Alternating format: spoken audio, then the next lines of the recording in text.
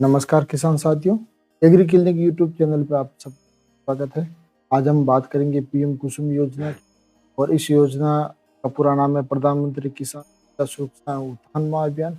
इस योजना का प्रमुख उद्देश्य है किसानों को ऊर्जादाता से अन्नदाता बनाना। जैसा हम जानते हैं कि भगवान सूर्य की औसतन 300 से अधिक दिनों तक सूर्य की फुल रोशनी, उसी सूर्य की रोशनी से हम सोलर पैनल के माध्यम से ऊर्जा का उत्पादन करके, बिजली का उत्पादन करके अपने खेती बाड़ी के कार्य में, घरेलू के कार्य में उपयोग कर सकते हैं और देश के प्राकृतिक संसाधनों को दोहन को रोक सकते हैं। आज हम इस स्कीम के माध्यम से जानेंगे कि किसानों को कितना प्रतिशत अनुदान मिलने वाला है और इसका किसान कैसे आवेदन कर सकते हैं। इसकी संपूर्ण जानकारी के लिए आइए चलते हैं अपने एग्री क्लिनिक यूट्यूब चैनल। इस योजना की शुरुआत फरवरी 2019 में हुई। इस योजना का प्रमुख किसानों को ऊर्जा एवं जल सुरक्षा, किसानों की लागत में कमी करते हुए उनकी आमदनी को, खेती के क्षेत्र को डीजल से मुक्त करना, पर्यावरण को प्रदूषण को कम करना, देश के लाखों किसानों के सोलर पंपों को भी ग्रिड से जोड़ना और उनके ग्रिड से जो बिजली उत्पादन हो रही है उनको खेती के समय से उपयोग के बाद, सिंचाई के समय से उपयोग के बाद वापस ग्रिड में लेके उनको एक अच्छी और अतिरिक्त आय देना। भारत सरकार ने पीएम कुसुम योजना को इम्प्लीमेंट करने के लिए तीन घटक बनाए और तीनों घटकों के तहत 30.8 गीगावाट की बिजली उत्पादन करने की तरह की गई। घटक इसमें तीन घटक के का प्रमुख उद्देश्य है कि जहाँ पर बंजर भूमि और जहाँ पर खेती बाड़ी नहीं होती है वहाँ पे सोलर पैनल की स्थापना करके 10,000 मेगावाट बिजली उत्पादन करना और उस नवीकरणीय ऊर्जा को बिजली ग्रिड से जोड़ के किसानों को अतिरिक्त समय पर बिजली उपलब्ध करवाना। घटक है 20 लाख सौर ऊर्जा चालित कृषि पंपों की स्थापना करना। घटक ग ग्रिड से जुड़े 15 लाख सौर ऊर्जा चालित कृषि पंपों का सौरीकरण करना, उनको बिजली के साथ साथ वापस सोलर पैनल की स्थापना करके और अतिरिक्त बिजली पैदा करना ताकि किसान को सिंचाई के लिए उपयुक्त रूप से बिजली मिल सके और अधिक से अधिक बिजली मिल सके। यहाँ के अंदर कैसे सौर ऊर्जा का उत्पादन होगा। इस योजना में किसानों के लिए दो घटक प्रमुख रूप से लाभदायक है, घटक खे और घटक खे के अंदर क्या है, स्टैंड अलोन सौर विद्युत कृषि पंपों की स्थापना कर। जैसा हम जानते हैं कि अभी भी हमारे देश के अंदर कई ऐसे क्षेत्र हैं, नहरें हैं और कृषि खेती बाड़ी होती है जहाँ पर किसान डीजल पंपों के माध्यम से सौर पंप लगा कर बिजली का उत्पादन कर रहे हैं और खेती के के लिए सिंचाई कर रहे हैं। और वहाँ उस क्षेत्रों में स्टैंड अलोन 3 HP से लगा के 10 HP तक कृषि पंपों की स्थापना करके वहाँ पे बिजली की उचित रूप से व्यवस्था करना। घटक ग कृषि फीडरों का सौरीकरण करना। जिस क्षेत्र के अंदर वहाँ पे खेती की सिंचाई बिजली के माध्यम से होती है उनको रूप से बिजली 5 से 6 घंटे ही मिल पाती है किसानों को। तो वहाँ पे क्या है कि सोलर पैनल 3 HP से लगा के 10 HP तक सोलर पैनल की स्थापना करके ये किसानों के लिए सुविधा दी है कि वहाँ पे वो सोलर पैनल की स्थापना कर सकते हैं और वहाँ उसके बाद जो अतिरिक्त बिजली होगी उसको वापस ग्रिड के माध्यम से जोड़ के किसानों को अतिरिक्त आय उपलब्ध करवाना और किसानों के लिए जो खेती की समस्या अतिरिक्त आय उपलब्ध करवाना और किसानों के लिए जो बिजली की कमी होती है खेतीबाड़ी की सिंचाई के लिए तो उसको खत्म, उसके लिए सुविधा उपलब्ध करवाना। इस योजना का प्रमुख पार्ट है अनुदान। इस योजना में कितनी % सब्सिडी मिलेगी। घटक है और घटक ग दोनों के अंदर किसानों को केंद्रीय सरकार के माध्यम से 30% की राशि का अनुदान मिलेगा, राज्य सरकार की तरफ से 30% का अनुदान मिलेगा, दोनों मिला के 60% अनुदान मिलेगा। शेष 40% का भुगतान किसानों के द्वारा किया जाएगा।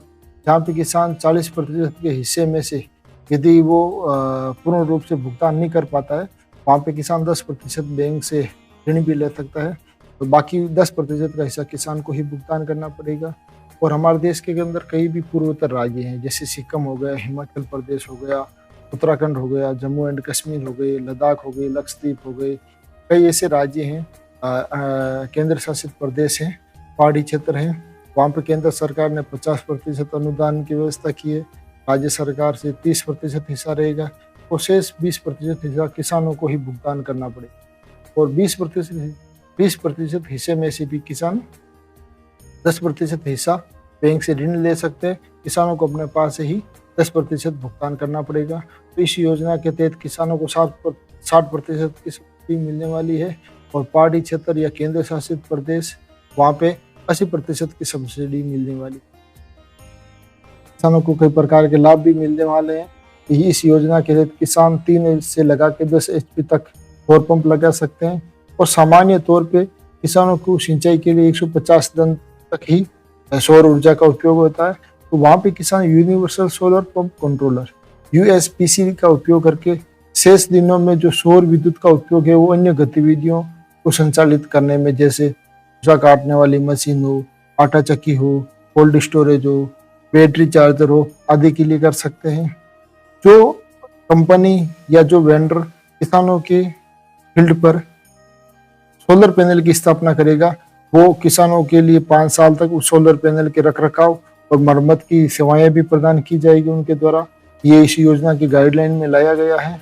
और प्रत्येक कार्यशील जिले में उनका एक अधिकृत सेवा केंद्र होगा कि किसानों को इस योजना के संबंधित सोलर पंपों के साथ कोई दिक्कत होती है वो स्थानीय भाषा में हेल्पलाइन नंबर के माध्यम से मदद ले सकते हैं।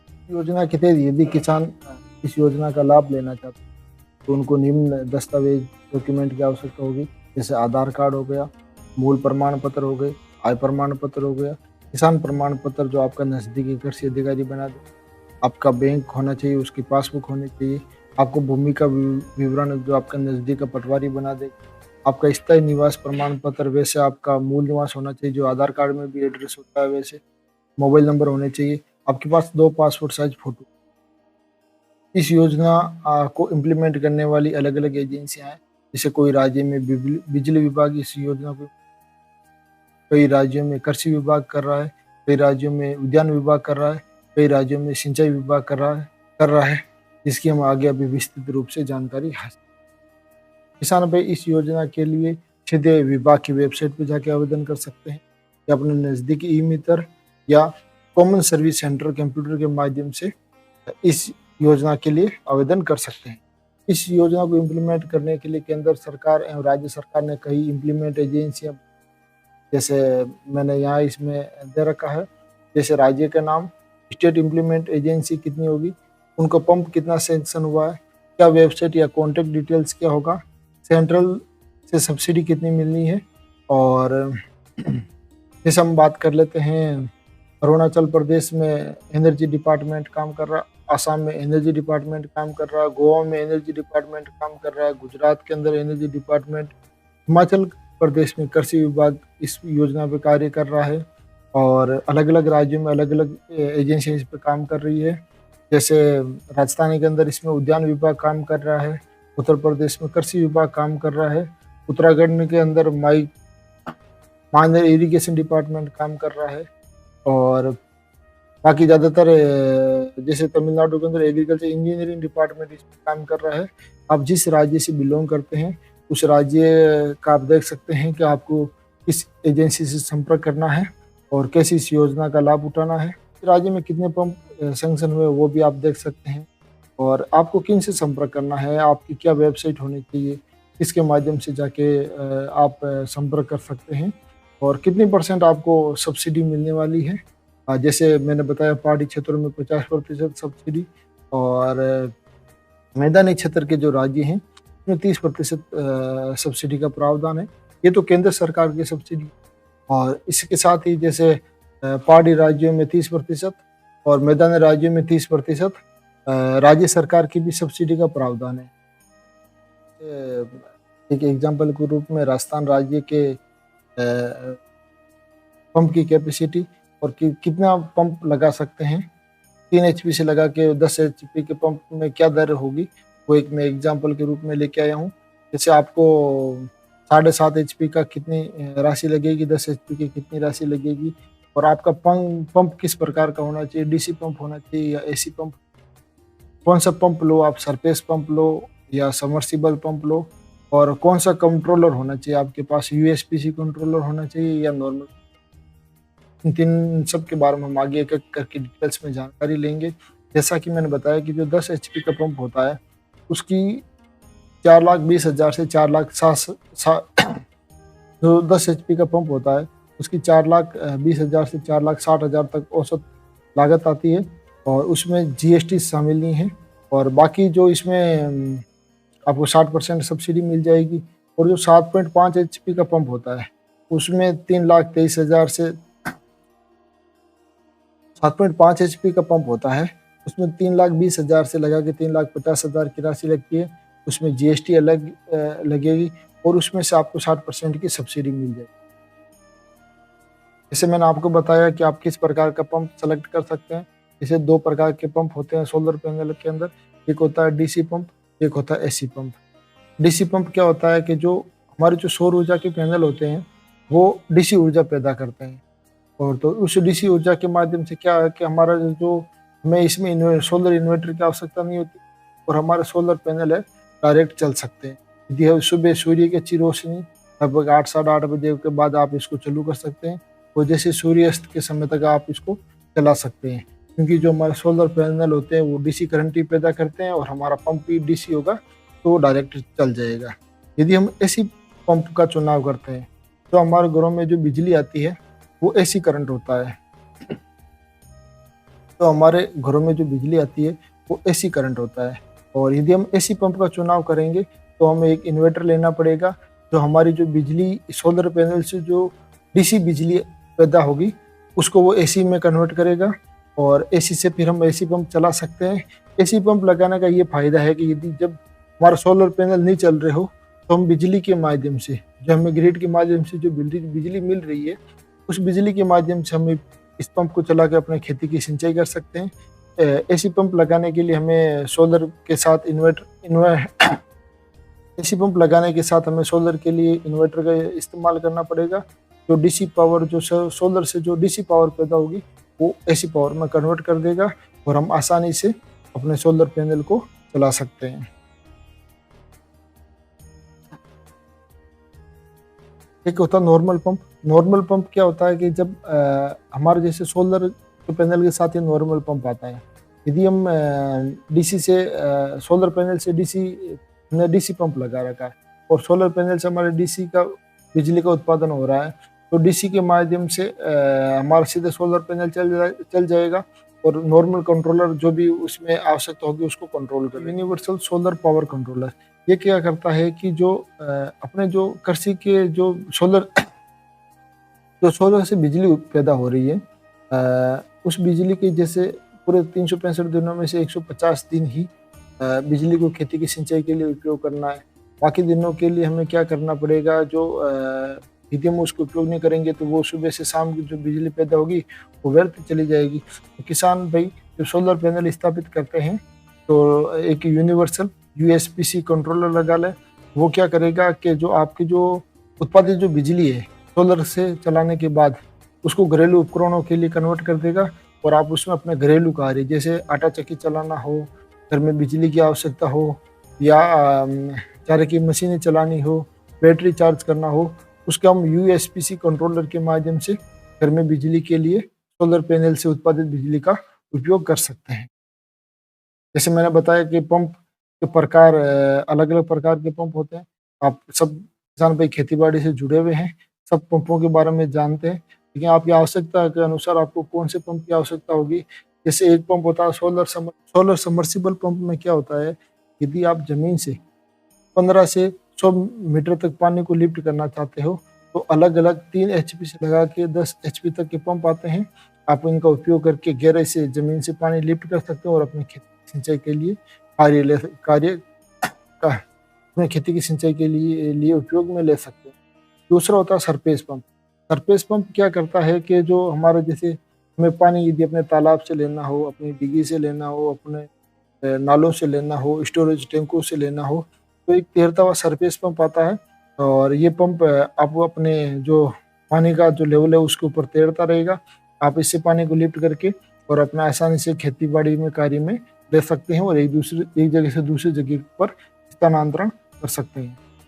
किसानों भाइयों, इस योजना के अंतर्गत आपको इस योजना का लाभ लेते समय थोड़ा सावधान रहना होगा, क्योंकि जब से ये योजना आई है कुछ अफवाहजनक लोग किसानों के साथ धोखाधड़ी करने लगे हैं।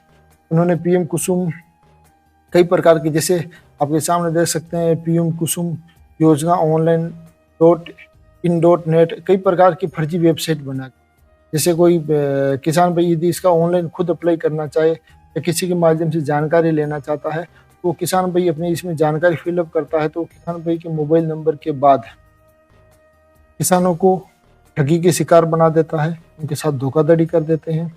उनके जो किसानों को जो राशि लगानी पड़ती है, जो अनुदान है, वो लेके गायब हो जाते हैं। इसलिए किसान भाई इस धोखाधड़ी से सावधान रहे।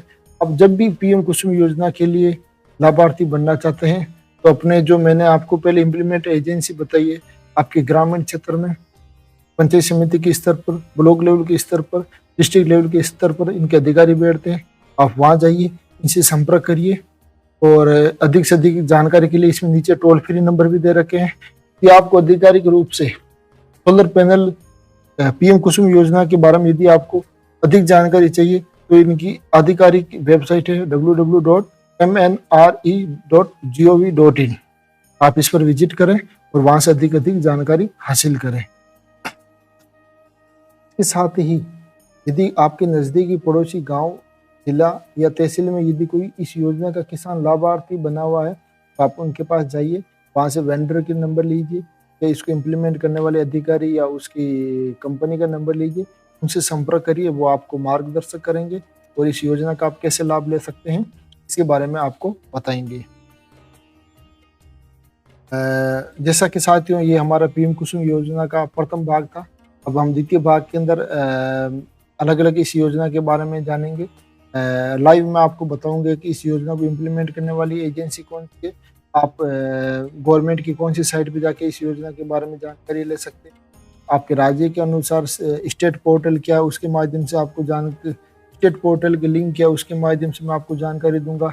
और उन स्टेटों के अंदर वेंडर कौन है, और 3 HP से लगा के 10 HP तक पंपों की क्या राशि रहने वाली है, इसके बारे में हम जानकारी के लिए हम एक भाग द्वितीय लेके आएंगे। और आप सबका धन्यवाद। आप हमारे एग्री क्लिनिक यूट्यूब चैनल सरकारी योजनाओं की जानकारी आपके द्वार तक हमसे जुड़े और हमें इस योजना के लाभ लेने के लिए हमें सुना। आप सबका धन्यवाद।